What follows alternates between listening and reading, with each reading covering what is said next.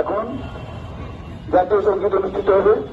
সবাইকে বলছি, গ্যালারিতে সবাইকে বলছি একটু উঠে দাঁড়াবেন। গ্যালারিতে সবাইকে বলছি উঠে দাঁড়াবেন।